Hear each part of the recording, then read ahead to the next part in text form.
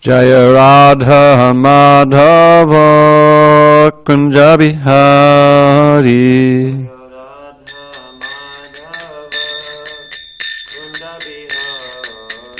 Jaya Radha Madhava Kunja Bihari.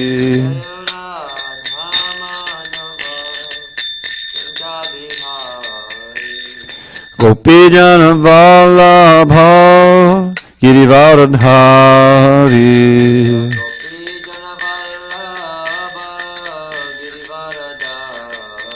Jaya Gopijana Vallabha Girivaradhari.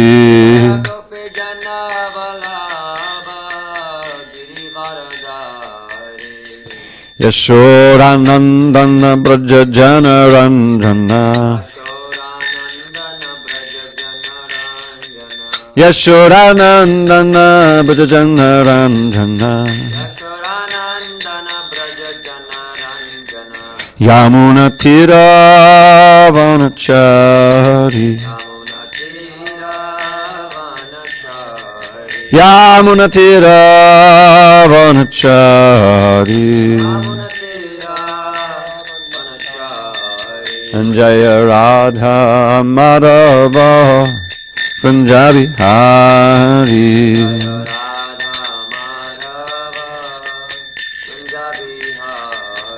Jaya Radha Madhava Kunja Bihari.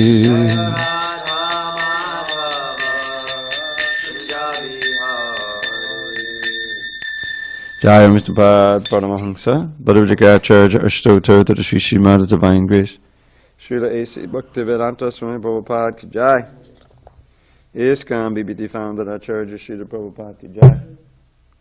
Jai Om Vishnupad Paramahamsa, Bhadavajikacharya Ashtotar to Sri Srimad Divine Grace.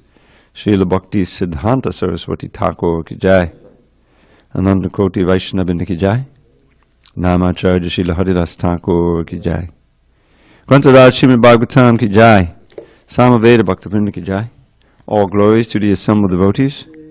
All glories to the assembled devotees. All glories to the assembled devotees. All glories to Shri Guru and Gauranga. Narayanam Namaskritya Narang Chaiva Narottamam Devim Saraswatim Vyasam Atato Jayamudiriyed. Before reciting the Srimad Bhagavatam, which is our very means of conquest, we should offer our respectful obeisances unto Lord Narayan, the Supreme Personality of Godhead, and to Narayan Rishi, the supermost human being, and to Mother Saraswati, the goddess of learning, and to Srila Vyasadeva, the author, and unto Srila Prabhupada, the translator, commentator, and our spiritual master. Nashta prayesha badreshu Nityam Bhagavata Sevaya Bhagavatyuttama Shloke Bhakti Bhavati Naishtaki. By regular attendance in classes on Srimad Bhagavatam and by rendering devotional service to the pure devotee, all that is inauspicious within the heart is destroyed almost to nil, and loving devotion to the Supreme Lord who is glorified in transcendental songs is established as an irrevocable fact. Om Namo Bhagavate Vasudevaya. Om Namo Bhagavate Vasudevaya. Om Namo Bhagavate Vasudevaya. Om Namo Bhagavate Vasudevaya. On this 28th day of November, 2018 in SanDiego, we're reading from Srimad Bhagavatam, translation and commentary by His Divine Grace A.C. Bhaktivedanta Swami Prabhupada. We are in Canto 4 entitled The Creation of the Fourth Order. Chapter 8, Dhruva Maharaj leaves home for the forest. Text number 25. Naradas tadupakarnya gyatva tasya chakirshitam sprishtva murdhanya ghagrena panina prahavismitaha Naradastadupakarnya Gatva tasya chakirshitam Sprishtva murdhanya ghagnena Panina prahavismitaha Naradastadupakarnya Gatva tasya chakirshitam Sprishtva murdhanya ghagnena Panina prahavismitaha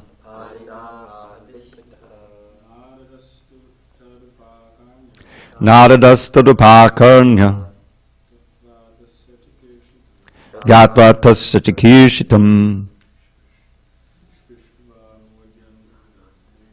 Sprishtva murdhanya ghagnena Panina prahavismitaha Naradastadupakarnya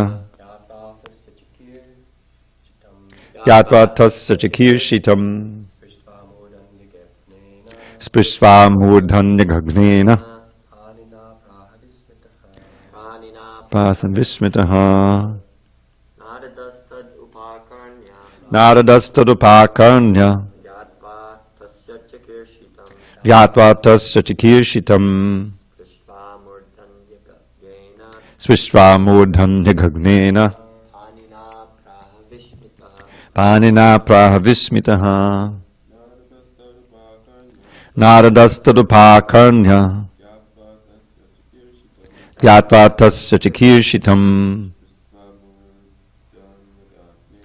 Sprishtva murdhanya ghagnena Panina prahavismitaha Naradaha. The great sage Narada. Tat, that.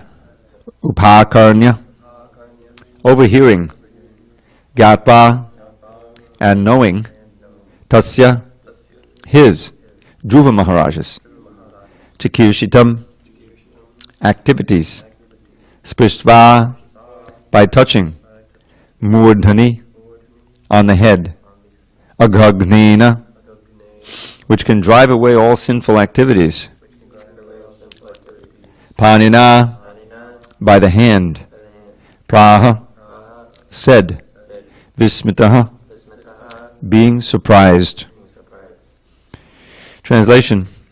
The great sage Narada overheard this news, and understanding all the activities of Dhruva Maharaj, he was struck with wonder. He approached Dhruva, and touching the boy's head with his all-virtuous hand, he spoke as follows. Purport. When Dhruva Maharaj was talking with his mother, Suniti, of all the incidents that had taken place in the palace, Narada was not present. Thus the question may be raised how Narada overheard all these topics. The answer is that Narada is Trikalagya. He is so powerful that he can understand the past, future, and present of everyone's heart, just like the Supersoul, the Supreme Personality of Godhead. Therefore, after understanding the strong determination of Dhruva Maharaj, Narada came to help him. It may be explained in this way. The Supreme Personality of Godhead is present in everyone's heart, and as soon as he understands that a living entity is serious about entering devotional service, he sends his representative. In this way, Narada was sent to Dhruva Maharaj. This is explained in the Chaitanya Charitamrita. Guru Krishna Basare Pai Bhakti Lata Bij. By the grace of the spiritual master and Krishna, one can enter into devotional service. Because of Dhruva Maharaj's determination, Krishna, the Supersoul, immediately sent his representative, Narada, to initiate him. Om Jnana Timarandasya Jnanandana Shalakaya Chakshu Unmidatam Mena Tasmai Shri Gurave Namaha. I was born in the darkness of ignorance, but my spiritual master, Srila Prabhupada, opened my eyes with the torchlight of knowledge.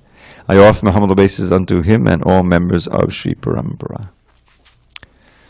So here's an explanation of how Narada Muni always seems to be just at the right place at the right time and have just the right words to speak to give devotional service, or in the case of Krishna Lila, if you recall Krishna book, move the pastime along. He also spoke to Kamsa when Kamsa was feeling too compassionate.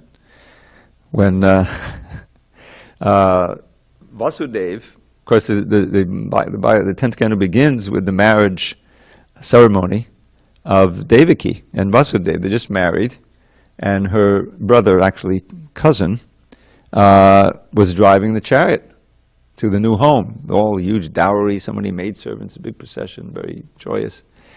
And suddenly there's this disembodied voice from the sky, which you always have to listen to very carefully because they never make a mistake. And it said, "You fool, Kamsa, you're driving the chariot of your sister, Devaki, but her 8th child will kill you." So Kamsa completely lost it at that point. The demons are always ready to do any kind of atrocities. So he raised his hands and behead Devaki from jubilation to horror. So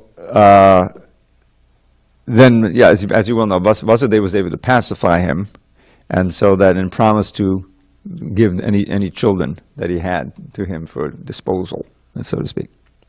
So he had nothing to fear from Devaki. Plus, the real winning argument was that it would look very bad for you. His reputation would be hurt. He really liked that one. That's what finally turned him. So anyway, she survived, of course, and then each year she's giving birth to this child. So the first child, Vasudeva dutifully came to give the boy, and Kamsa, feeling a little bit merciful. They weren't in the prison yet. He said, it's not this child. It's the 8th child I have to worry about. You keep this child, like that. Show his magnanimity. So Vasudeva was very thankful, but he didn't trust because the demons are always very flighty. They'll change him in a second. And so what happened was that Narada came. He said, "What's this? Don't you know that all the demigods have taken birth in family of Nanda Maharaj, and they're all preparing for the advent of Krishna, So that freaked him out, and he immediately arrested Vasudeva and Devaki and killed the child. So you say, that's not a very good outcome. Narada Muni is causing this little baby to be killed. But in the greater scheme of things, of course, the baby was eventually retrieved, and all of Devaki's sons. Later on, after they was saved, Kamsa was killed. Then he got the babies and brought them back to Devaki, and she had them for a few minutes, and then they went back to their destination. But anyway, he always appears. He appeared he was there when Hiranyakashipu went off for austerities, and when Indra took the wife who had Prahlad in the womb. And he wasn't going to kill her, but he was going to keep her. And then when she had the baby, he's going to kill Prahlad, and evil spawn. They thought of, Hiranyakashipu. But Narada Muni shows up and said, no. You won't be able to kill him. He's a great devotee there. Just let him stay in my ashram.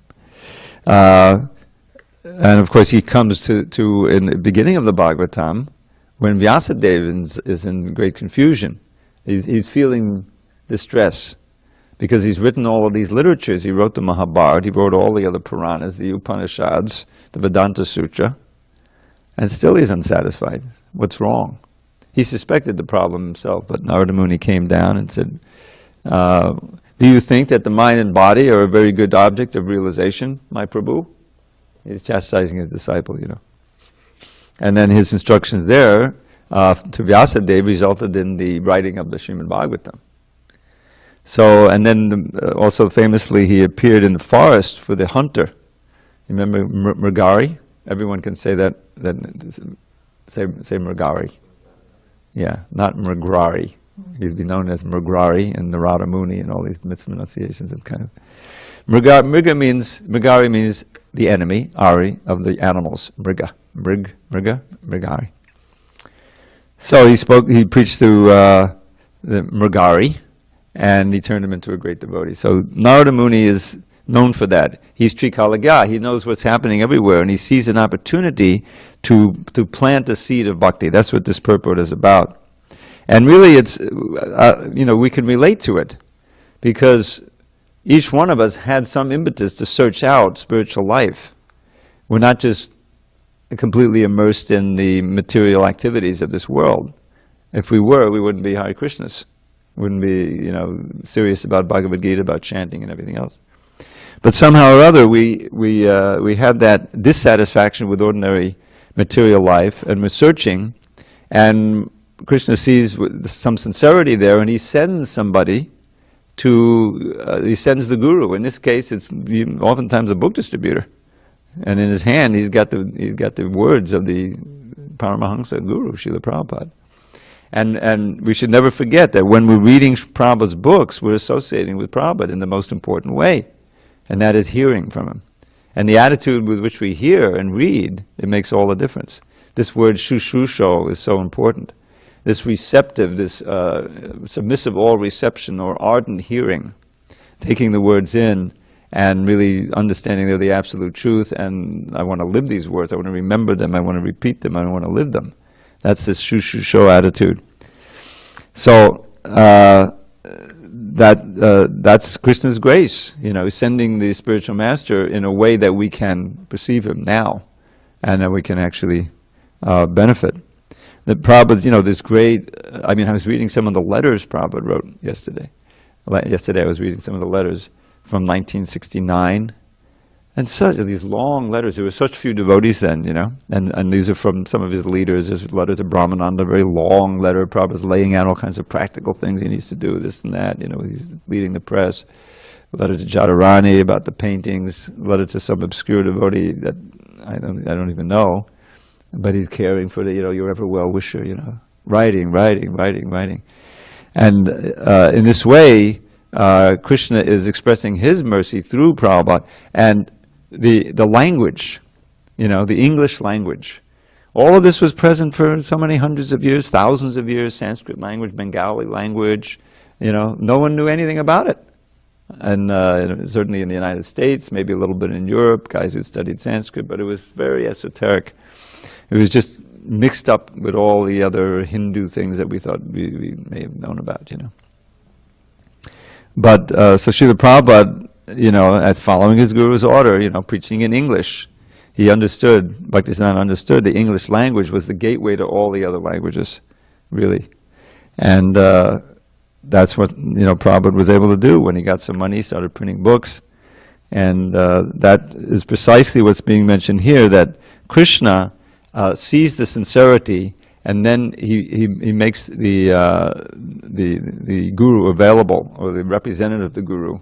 There's like a, what do you say? The original guru is Krishna, and there's so many gurus to the degree that they're actually representing Krishna and speaking his pure words and showing by example. Then they have the potency to plant these seeds of faith, the bhakti lata bij. Prabhupada quotes that verse. And that section of the CC is so important. Or you can read the TLC, the chapter Instructions to Rupa Goswami. And there's so much there in Chaitanya Charitamrita about the need for association to maintain that creeper. Because inevitably, if you don't have good association, then you're going to offend the holy name. Because you'll be tempted to perform all kinds of activities that aren't in the program, you will be unregulated, the modes of nature will affect you. It's very difficult. So in one, another little editing pastime, as I was revising, or I don't know, it wasn't a full revision, but adjusting the Chaitanya Charitamrita, this is 1995.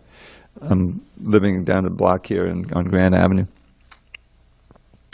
And I go through, and at that time, we didn't have the internet and everything, and not everything was digitized, so I have all of these physical pages of the original transcript of the Chaitanya Charitamrita. Adi Leela was kind of spotty, but Madhya and Antya, by that, we had all of this original transcript, and I have these boxes in there. So I'm going through, and everything's being retyped, and it's this 17 books in 2 months marathon. So a lot of it, that retyping, that generates mistakes. And the speed with which the editor is trying to edit it and then create a new file. So sometimes they would skip lines. And if it made sense, those lines would be lost. So one of the statements that Prabhupada makes in this section, Prabhupada refers to it here, this chapter 19. First of all, there's a context. Prabhupada is traveling around, he's growing his movement, and what he's experiencing as grows the movement, some of the problems, some of the triumphs, they end up in his purports. You know, it's reflected there. So at this time, Bhuijan Prabhu,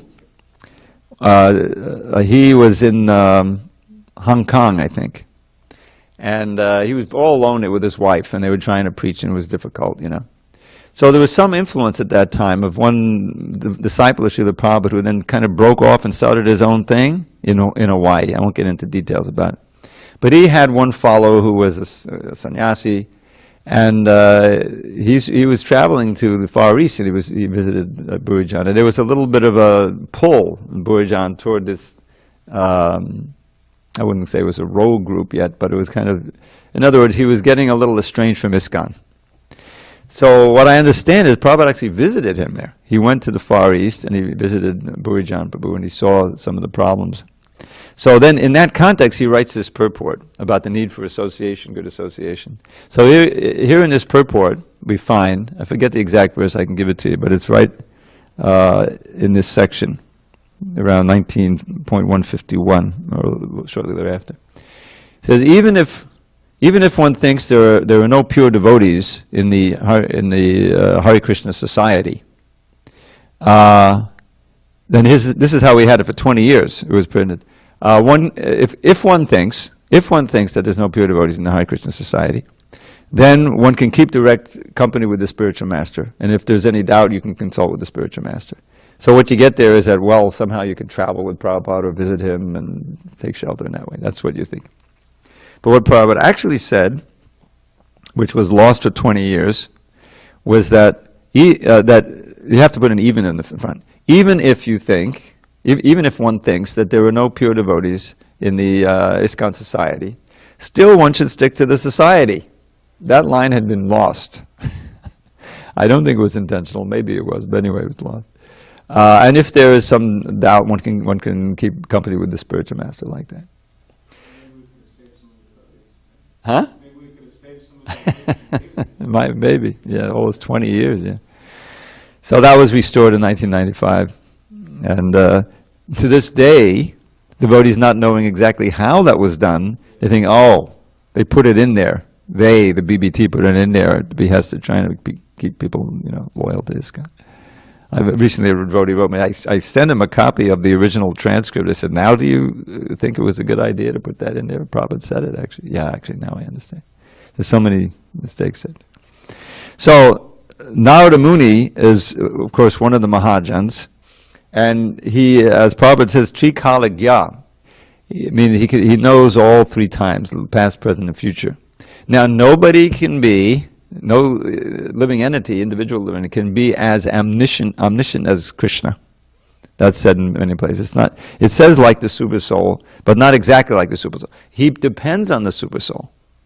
He depends on the super soul to tell him what's going on in everyone's heart. And because he's so transparent, the super soul will tell him. But the super soul knows what's going on in every atom and everything. He doesn't need to know that.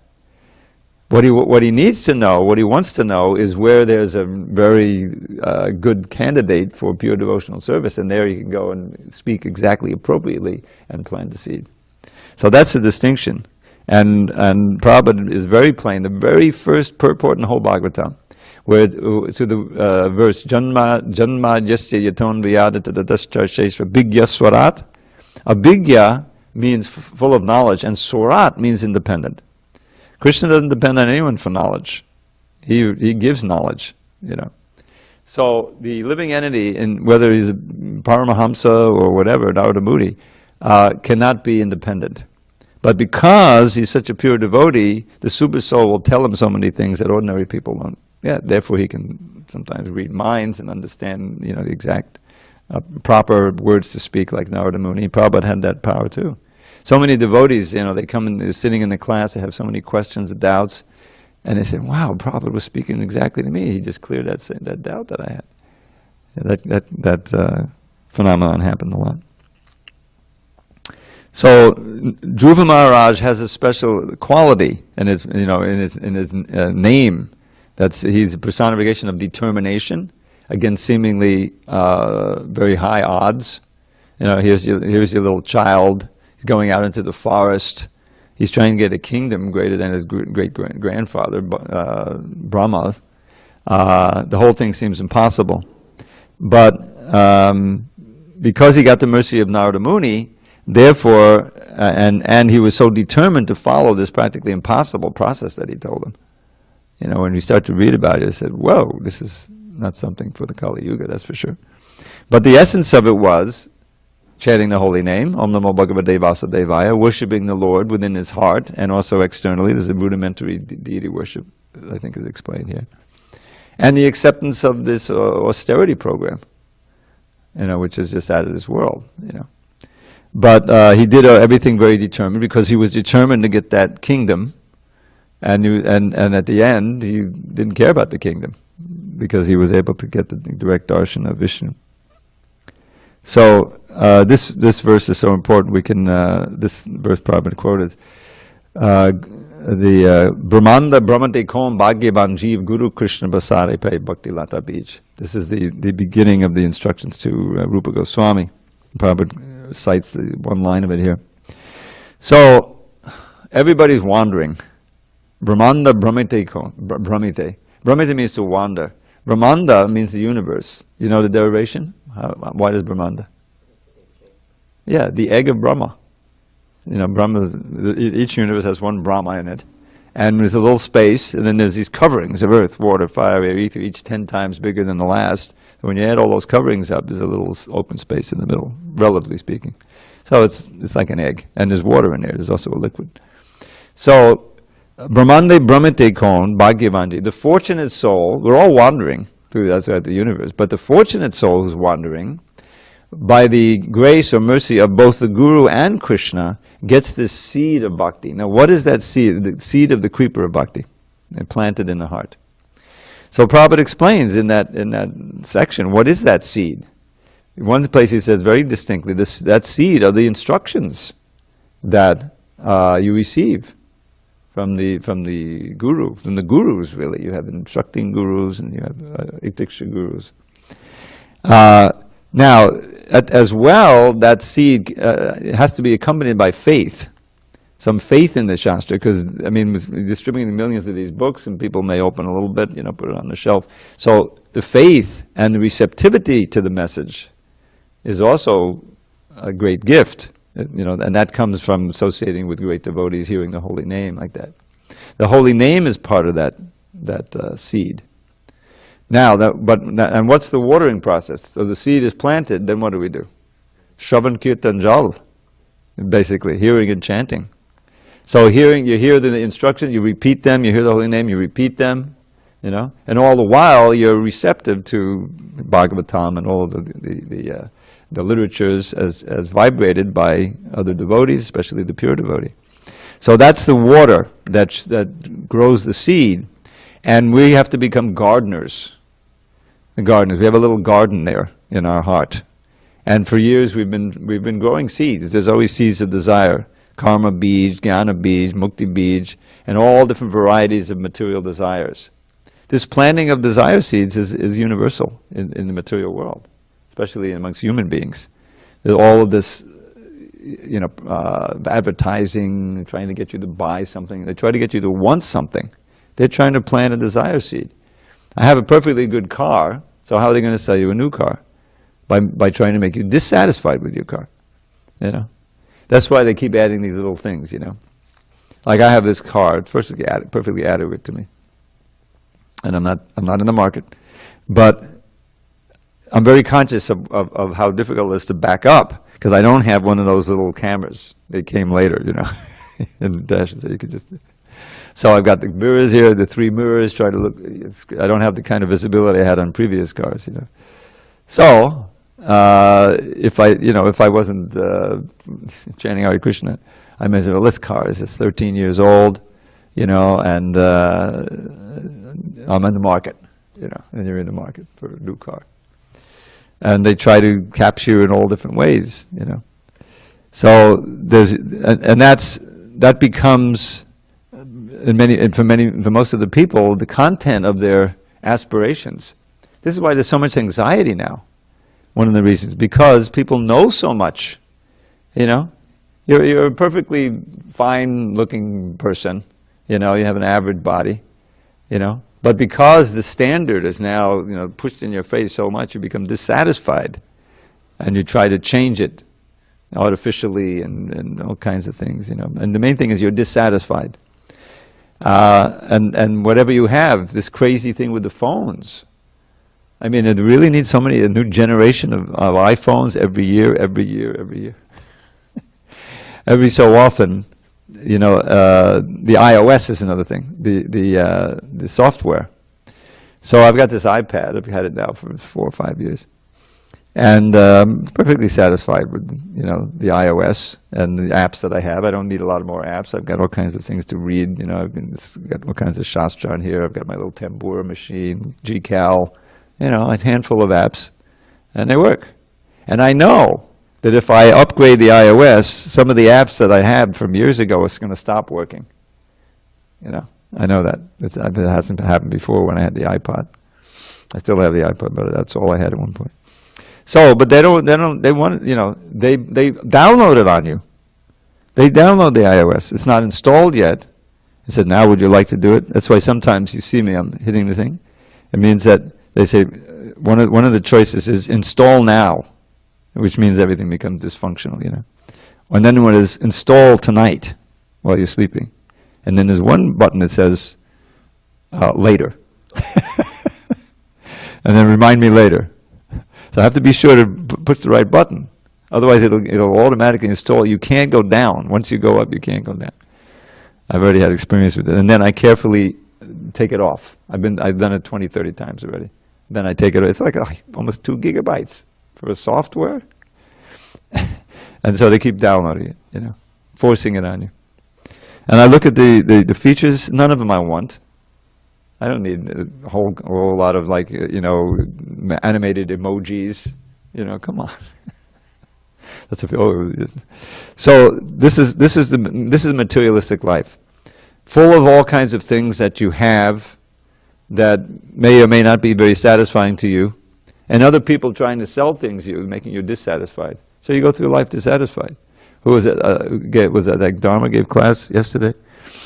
And how, you know, the more that you have and the more that you need, you have, you know, just imagine that each of you had $1 billion now, or just $10 million. It would change your whole life, you know? What am I going to do with it? Of course, as devotees, you know, you can build temples with it. But this happens all the time when people win the lottery. It ruins their life. An average person, an average Joe, has maybe a job, or is, you know, working in the gig economy. Every so often he gets a job, you know, barely surviving. And he wins like $10 million. Now what? All of his friends, you don't know whether they're really your friends anymore, because maybe they're out to get something for you. That's why they're, you know, inviting you over. So that's the first thing. And then what do you do with that? Well, let me invest it. But you don't know anything about that, so you end up getting cheated. One person got murdered. I read, you know, a little article about lottery winners. All in all, you're less happy. And of course, you're not happy playing the lottery either, because that's this false hope. That's the gambling thing, which is like a disease, you know. It's all based on this material hope, aspiration, hope against hope. So the only solution is to undercut the desire itself. So you don't want all this stuff. That's what Krishna consciousness does. That's what this whole Dhruva pastime is all about. Is that he had this very strong material desire. Narada Muni very skillfully engaged him in, you know, acts to fulfill that desire, which he ultimately was. But they were Krishna conscious activities. I mean, Prabhupada used that, the whole Sunday feast thing. You know, of course, distribution of prasadam is part of our culture. But just inviting people to come for the free feast. And many people, they come only for the free feast.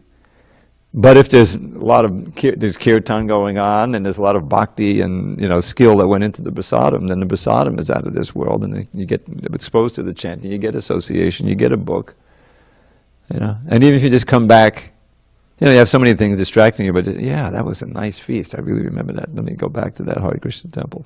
So you come back for that, And then all the other stuff is still there, and you start getting interested like that. It's utilization of material things in the service of Krishna. That's what bhakti is all about. So, having had this seed planted in our heart, we have to be careful of the garden, because when you commit offenses, that's starts to chop down the creeper, and especially the maha offense, the offense to a pure devotee, is like a mad elephant just going in and wrecking your creeper. And what's the result? Well, it's not like you die physically, but what does die is your desire to be Krishna conscious, your ability to taste the holy name, the nectar of it. It's not as sweet, and if it's a really serious offense, you lose all taste. And if you don't have that taste, you can't continue.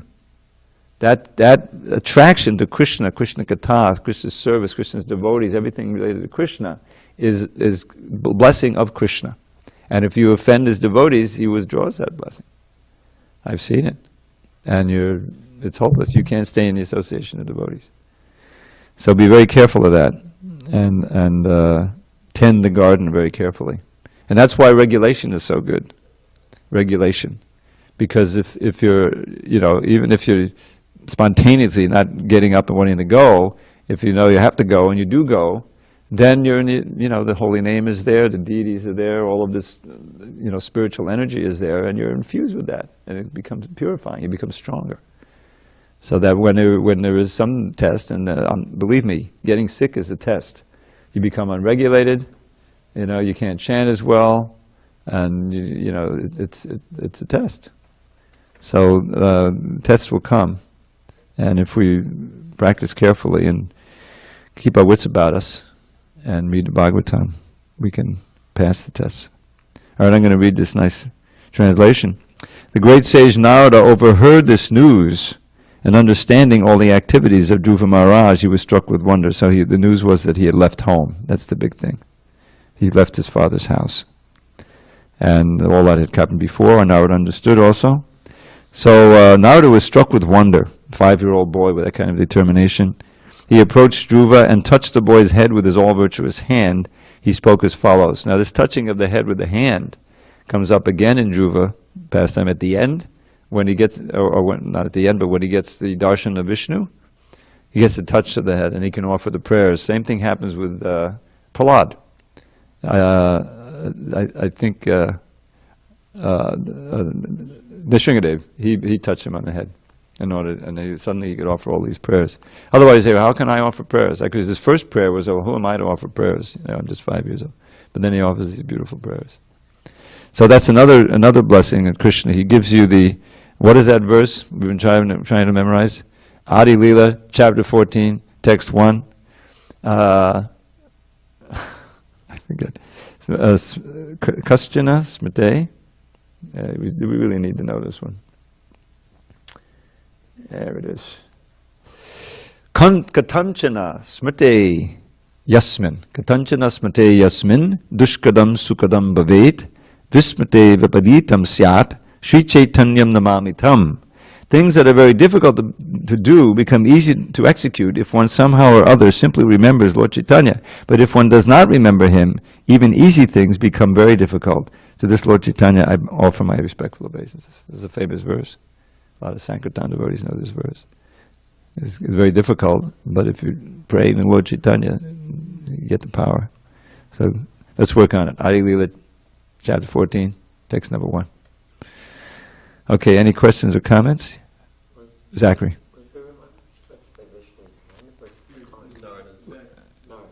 Oh yeah. Narada touched his head. But I think you're right. I think that, was it Vishnu? I touched him with something, the conch, yeah. But definitely Nrsingadev with the hand. Yeah. And in both cases, it gave them the ability, despite their being so young, to offer beautiful Sanskrit prayers. And that's mentioned in the commentary of I remember in the Prahlad especially. Yes, Prabhu. Yeah, just saying about how the spiritual master is imparted knowledge about the disciple. I was speaking with senior devotee, and he had given a Hold it a little closer. he had given a he had told a story about he and his spiritual master. The story basically, well, anyways, I ended up asking if is it only the Paramahamsa that is gifted the ability to understand things within the heart of the disciple, or can his spiritual master or any other spiritual master have that gift or that ability?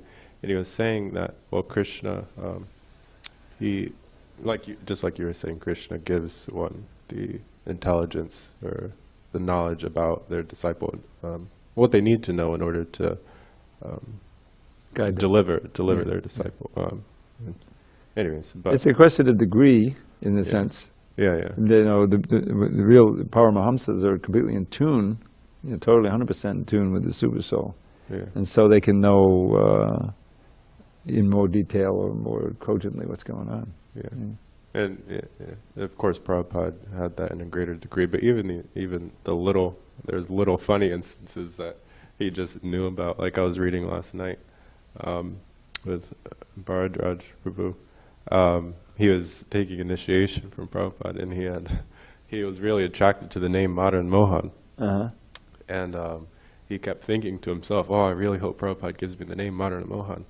And when Prabhupada was chanting on the beads, chanting on Bharadraja's beads, he stopped and he said, "Is there already somebody named Madan Mohan?" And Bharadraj, somebody was like, "Oh yes, that's that Prabhu over there." And then Prabhupada was like, "Your name is Bharadraj." But it's still, Yeah, Prabhupada that's didn't pretty know amazing. that. Yeah, he wanted to be named that. Yeah, Prabhupada, he did a lot of amazing things like that.